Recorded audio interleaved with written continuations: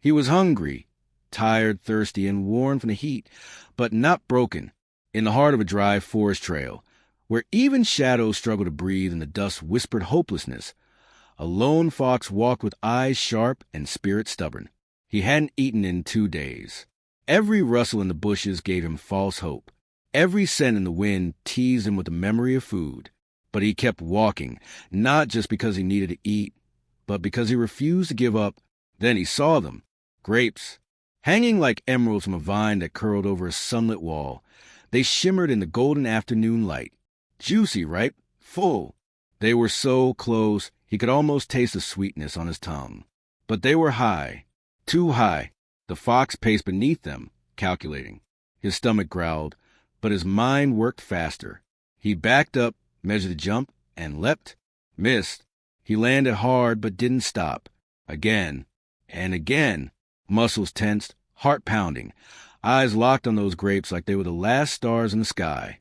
Each time he got closer, his claws scraped the leaves. His nose brushed the lower vines. But never enough. They stayed just out of reach, mocking him, daring him. The sun moved. The day thinned. And the fox began to tire. His leap slowed. His breathing grew heavier. The fight inside him, once fiery and fierce, began to flicker like a candle in the wind. And then he stopped, looked at the grapes one last time, took a deep breath, and laughed, a hollow, bitter laugh that echoed to the empty trees. "They're probably sour anyway," he muttered. He turned his back on them, his tail low, eyes dull. But the truth was clear. He hadn't proven the grapes were unworthy. He had only proven how easily we protect our pride when our strength runs out. He could have climbed. He could have built. He could have asked for help. But instead, he chose to lower the value of what he couldn't reach. Because giving up is easy when you disguise it as wisdom. Because saying it wasn't worth it feels better than saying, "I couldn't do it." Because sometimes failure whispers lies, and the proud heart listens. But the forest remembered. The vines remembered. And so should we. The sun had passed its peak, but the heat remained stubborn, hanging in the air like a challenge. The forest was quiet, save for the crunch of dry leaves beneath the careful steps of a lone fox. He wasn't weak, but he was weary. Hunger gnawed at his ribs. Thirst burned his throat. Still he walked, because what else was there to do? Stopping meant surrendering. Resting meant risking regret. And that wasn't in his nature. He wasn't looking for anything special, just enough to get through the day. A berry bush, a squirrel too slow, even a few fallen figs. But as he turned a narrow bend in the trail, the air seemed to change. Something sweet floated on the breeze, faint but real. His ears perked. His nose twitched. He followed the scent like a soldier chasing a signal fire. And then he saw them. Grapes. A full cluster.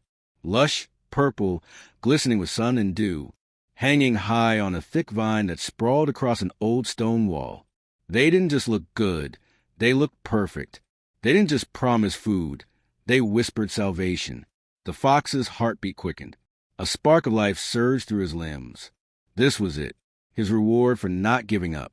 He took a few steps back, measured the distance with the eyes of a hunter, then leapt with all his strength. He missed, but he didn't stop. He landed, rolled, and stood again. Another leap, closer this time. He tried a third time, higher than before. Still no luck, but he was getting nearer. His claws grazed the edge of a leaf. He could almost hear the grapes rustling as if reacting to his effort. Sweat trickled down his fur. His legs began to ache. The wall offered no cracks, no footholds. The vine was just out of reach, as if it knew he was trying. And the fox, for a moment, hesitated. He looked around. No other animals. No birds to mock him. No rivals to threaten him. Just him and the grapes. Him and this goal. Him and the one thing that now stood between despair and dignity. He breathed deeply. Then he tried again. And again. And again. With each attempt, his strength weakened. With each failure, a voice in his head grew louder. Maybe they're not worth it. Maybe they're sour. Maybe this is a trick. He growled at himself for thinking that way. He wasn't a quitter. He wasn't afraid of effort. But doubt, has a cruel way of sounding like reason. And as the fox stared at the grapes, so beautiful, so untouched, he began to feel something unexpected. Not just tired, not just defeated, but small. What if this wall wasn't made for him? What if those grapes were only meant for creatures who could fly? What if he was simply born too low?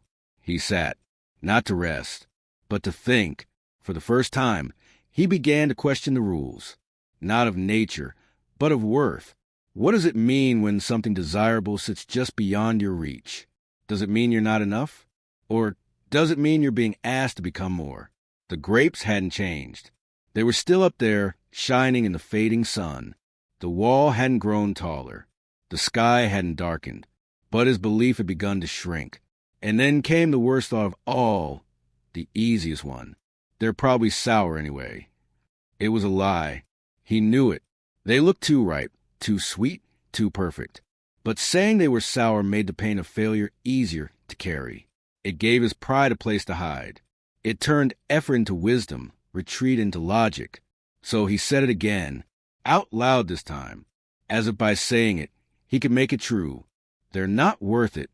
He turned away, walked slowly, with his head up, tail even, as if he had made a wise choice.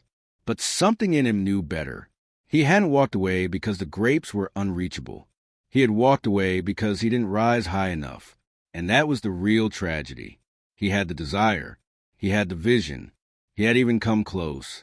But the moment asked him not just to jump, it asked him to grow. And he chose not to. That's the danger of dreams hanging just out of reach. Not that we fail to get them, but that we fail to become the person who could.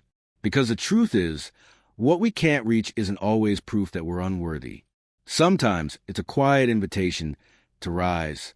He walked away, but not lighter, not wiser, just quieter.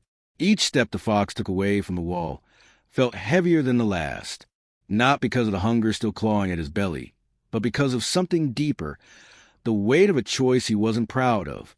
He hadn't just left the grapes behind. He had left behind a part of himself, the part that once believed he could rise beyond what was easy. The forest welcomed him back with silence. No applause for trying. No sympathy for failing.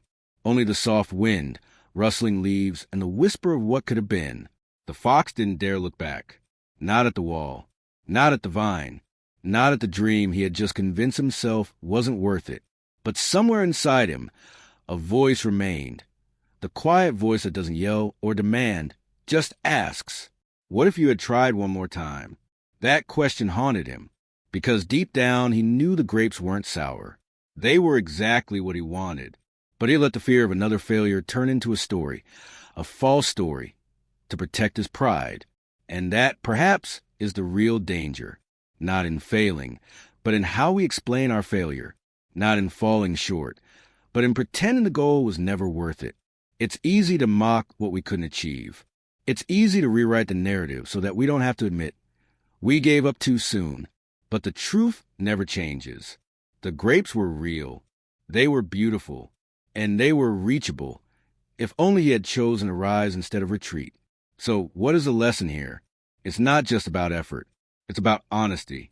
The fox wasn't wrong for failing. He was wrong for lying to himself afterward. He was wrong for allowing one setback to decide the value of his goal. He was wrong for choosing comfort over challenge, for soothing his ego instead of stretching his limits. We all have grapes in our lives, goals that hang just above our reach. Some are dreams we've buried. Some are relationships we didn't fight for. Some are skills we never believed we could learn. And when we can't reach them right away, we're tempted to say, they weren't for me. We tell ourselves they were flawed, unrealistic, or overrated. But what if they weren't? What if the only thing we lacked was patience, persistence, and the humility to admit we hadn't grown enough yet? You see, failure isn't final. Giving up is. Trying and missing is human. But quitting and then pretending the dream was worthless, that's where the real loss lies. The fox's mistake wasn't that he didn't get the grapes. It was that he let his ego convince him he didn't want them in the first place. He let pride silence the whisper of potential. So what should he have done? He should have paused, rested, reflected, and then tried again. Or maybe you should have asked another animal for help, or built a way up, because rising isn't always about leaping harder. Sometimes it's about thinking smarter, working together, or simply believing that effort still matters. The greatest goals in life will never fall into your lap. They will test you, tease you, and push you to the edge of quitting. But in those moments, remember, just because it's hard to reach doesn't mean it's not meant for you. It might just be asking you to become more than you are today. The fox never got the grapes, but you still can get yours, whatever they may be. Just don't call them sour when you haven't truly done all you can. Don't settle for comfort when greatness calls for growth. And above all, don't walk away from what you want just because it asks you to stretch. Because the truth is, the dreams we walk away from don't disappear. They stay right where we left them, waiting for the day we decide we're finally ready to rise. So if you're standing under your own vine, staring at your own version of grapes, don't lower the goal to match your effort. Raise your effort to match the goal. Let the fox's story be a reflection, not a repetition. And let your journey be proof that when life demands more of you, it's not to punish you, but to prepare you for something greater. Because what we can't reach isn't always out of our league. Sometimes it's simply asking us to rise higher.